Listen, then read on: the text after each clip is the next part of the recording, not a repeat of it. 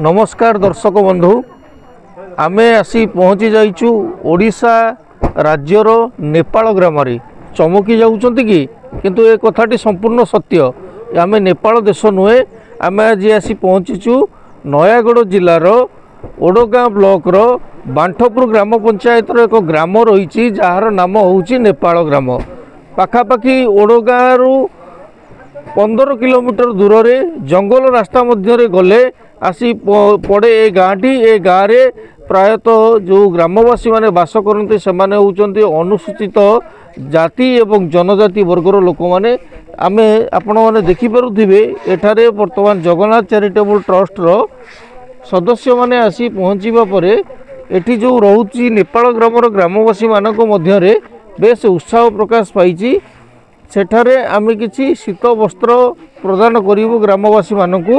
ग्राम रे आमर वर्तमान सामाजिक कार्यक्रम हब विशेष करी एही ग्राम रे जेउ भली भाबरे अनुन्नत अवस्था रे परिस्थिति रहिछि तांको अनुन्नत परिस्थिति रे बास करुथिले मध्य तांको मुहरे नुआ वर्षर अव्यवहित पूर्वरु सामान्यतम टिके हस फुटेइबा पई जगन्नाथ चैरिटेबल ट्रस्ट रो या होछि एकमात्र प्रयास।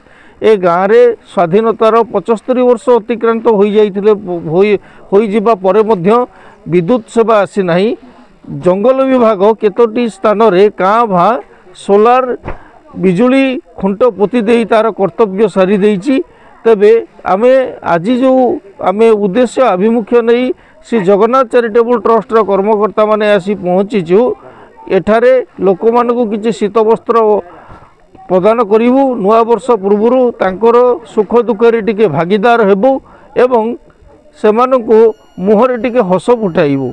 जगन्नाथ चैरिटेबल ट्रस्ट रो सदस्य मानक द्वारा वर्तमान एटी पालो बिछा सरिलाणी। पालो उपर शीत वस्त्र वर्तमान प्रदान करा जाउची। धीरे धीरे आमर ग्रामवासी माने मध्य आसिगिरी पहुँचिलेणी।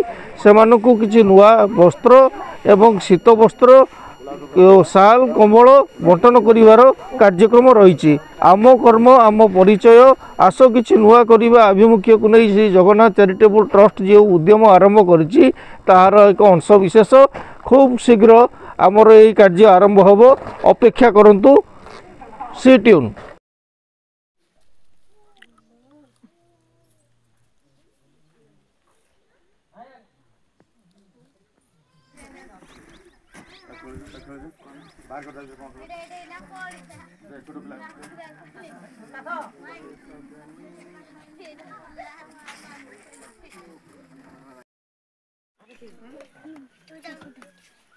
आसना समझ एक ही ठिया जाओ हला चुपरा समझ आस यूनिटी एक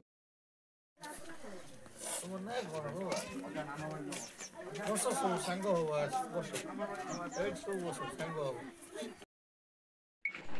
अच्छा भणी बच्चा खेड़ा हो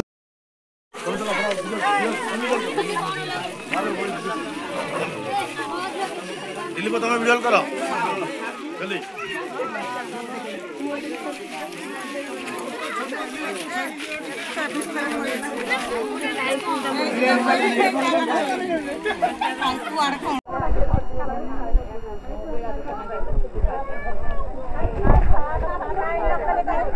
जय जगन्नाथ जय जगन्नाथ जय जगन्नाथ। आज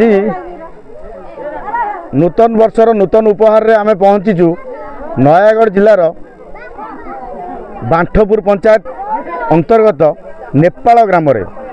नेपाल नामटी स्वतंत्र आमे बाबू नेपाल गोटे स्वतंत्र माने देश जोटी हिंदू देश से नेपाल माने रुहंती किंतु आम ओडिशार भी नेपाल अच्छी जो नेपाल रे आमे उपस्थित रहीचु।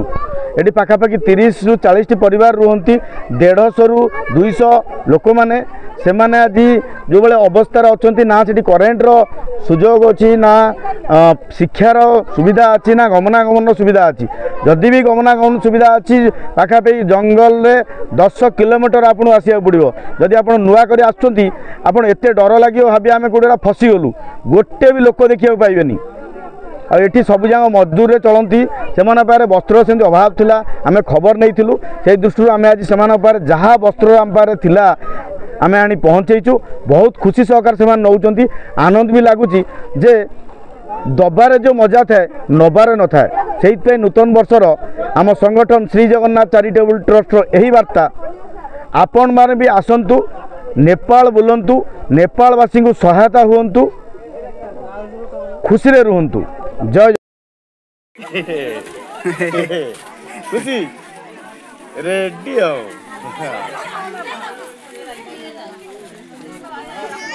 ताको पाई दिया दियो रेडी ओके